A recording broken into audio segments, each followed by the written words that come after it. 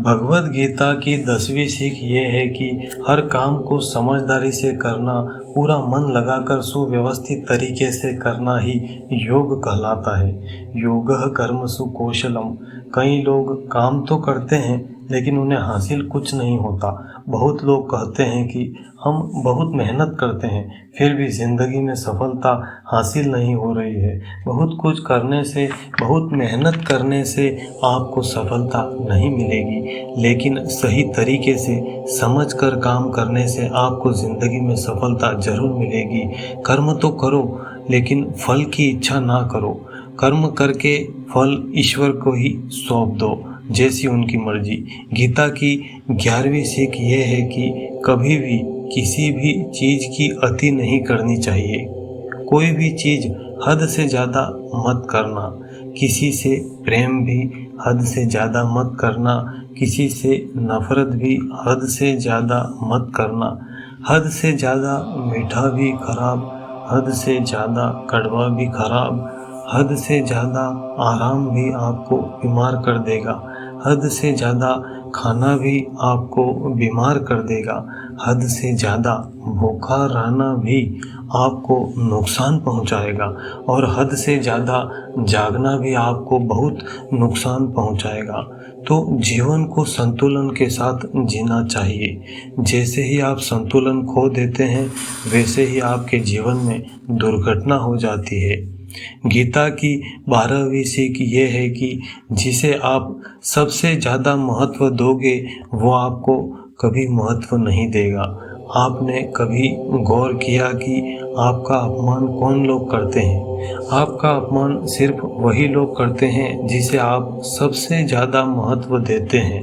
दूसरों की इज्जत करना अच्छी बात है, पर दूसरों की बहुत ज़्यादा खुशामद करोगे तो उनकी नज़र में आपकी ही इज्जत खत्म हो जाती है। इसलिए किसी को भी अपना सब कुछ नहीं बनाना चाहिए कि तुम ही मेरे सब कुछ हो।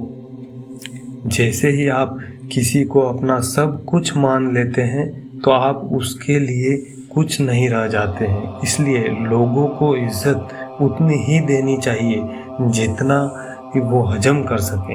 हद से ज़्यादा इज्जत देना आपकी ही बेइज्जती करवा सकता है। गीता की 13वीं सीख ये है कि किसी पर भी आंख बंद करके भरोसा मत करना। जैसे महाभारत की कथा में दुर्योधन ने कितनी ही बार षड्यंत्र करके पांडवों को मारने की कोशिश की थी, लाक्षागृह के जरिए आग में जलाने की कोशिश की, और वो धर्म पर चलने वाले लोग बार बार उसकी बातों में आ जाते थे। ये बात और है कि श्री कृष्ण उनकी रक्षा कर रहे थे, पर जिसे वो अपना भाई समझ रहे थे, जिसे वो अपना सगा समझ रहे थे, जिस पर वो भरोसा कर रहे थे, वही दुर्योधन उनकी मृत्यु करवाना चाहता था।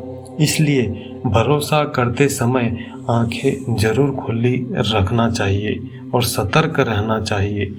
गीता की 14वीं सीख यह है कि जिसके साथ सत्य और ईश्वर की शक्ति है, चाहे सारी दुनिया उसके खिलाफ हो जाए, लेकिन अंत में जीत उसी की होती है। भगवद गीता में कुल 18 अध्याय हैं, 700 श्लोक हैं। भगवद गीता के आखिरी श्लोक यत्र योगेश्वरः कृष्णो यत्र पार्थो धनुर्धरः तत्र श्री विजयोर्भूति ध्रुवार्नीतिर्मतिर्मम। धृतराष्ट्र बार बार संजय से पूछते हैं कि बताओ युद्ध में कौन जीत रहा है, कौन हार रहा है, क्योंकि उसे विश्वास था कि महापराक्रमी भीष्म पितामह मेरे पक्ष में है, गुरु द्रोणाचार्य वो मेरे पक्ष में है, कर्ण मेरे पक्ष में है, तो हमें कौन हरा सकता है। लेकिन संजय ने धृतराष्ट्र से कहा कि जहाँ पर ईश्वर है, जहाँ पर सत्य है, हमेशा जीत उन्हीं की होती है। आपके पास चाहे कितनी भी शक्ति हो, लेकिन सत्य और ईश्वर जहाँ खड़े हो जाएं, उन्हें दुनिया में कोई भी नहीं हरा सकता। गीता की 15वीं सीख यह है कि जीवन में लड़ाई झगड़े से बचना चाहिए, लेकिन जब बात आपके चरित्र, सम्मान और अधिकार की हो तो लड़ना भी चाहिए। जुल्म करना तो पाप है, लेकिन सहना महापाप है। अर्जुन भी महाभारत का युद्ध लड़ना नहीं चाहते थे, क्योंकि सामने उनके अपने खड़े थे। लेकिन श्री कृष्ण ने उसे उपदेश दिया कि यहाँ पर बात लड़ाई की नहीं है, तेरे चरित्र की है, तेरे सम्मान की है, तेरे अधिकार की है। जो द्रौपदी के साथ भरी सभा में कौरवों ने अपमान किया, उसके वस्त्र उतारने का प्रयास किया, इतना बड़ा अधर्म किया, वो तुम्हें कभी नहीं सहना चाहिए। इसलिए बात जब चरित्र पर आ जाए तो चाहे वो अपना ही क्यों न हो, आपको उसके साथ जरूर लड़ना चाहिए। गीता की 16वीं सीख ये है कि चाहे कितना भी बुरा वक्त आ जाए, लेकिन जो इंसान जिंदगी में हिम्मत नहीं हारता वो सब कुछ हासिल कर सकता है। जब पांडव लोग जुए में सब कुछ हार गए थे, उनको 12 वर्ष के लिए वनवास मिला और 1 वर्ष के लिए अज्ञातवास मिला। वो भिक्षा करके अपना जीवन चलाते थे, वन में रहते थे, भयानक जंगली हिंसक प्राणियों के बीच समय निकाला।